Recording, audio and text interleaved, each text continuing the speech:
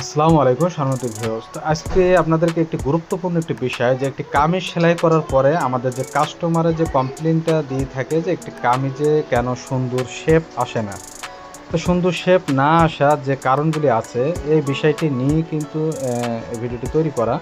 যে আপনি যদি আমার ভিডিওটি আপনি একটু মনোযোগ দিয়ে দেখেন তাহলে কিন্তু আপনি আজকের পর থেকে যে কাস্টমারের যে আপনার যে কমপ্লেইন দেয় বা আপনার নিজের জন্য যে জামা তৈরি করেন এই শেপের বিষয় নিয়ে ইনশাল্লাহ আজকের থেকে আর কোনো কমপ্লেইন থাকবে না। আপনি একটু মনোযোগ দিয়ে দেখেন আমি যেভাবে সেলাইটি এই যে এভাবে আপনি এই যে কোমরের এখানে এসে আপনি এভাবে আস্তে করে সুন্দর করে হাতটি ঘুরিয়ে নেবেন।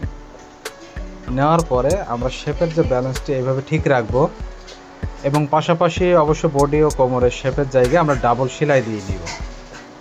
তো একই সেমভাবে দেখেন আমরা কিন্তু বিপরীত সাইডেও আমরা হাত সুন্দর করে ঘুরিয়ে কোমরে এখান থেকে আপনি শেপটার ব্যালেন্স ঠিক রাখবেন অবশ্যই। তো এভাবে যদি আপনি সুন্দর করে শেপ দিয়ে একটি কামিজ তৈরি করেন ইনশাল্লাহ আজকের পর থেকে কোনো কাস্টমার আপনার কমপ্লেন দেবে না। তো আপনারা এরকম নতুন নতুন ভিডিও পেতে অবশ্যই আমার চ্যানেলটি শেয়ার ও সাবস্ক্রাইব করে রাখবেন। আপনারা ভালো থাকবেন। ধন্যবাদ। আল্লাহ।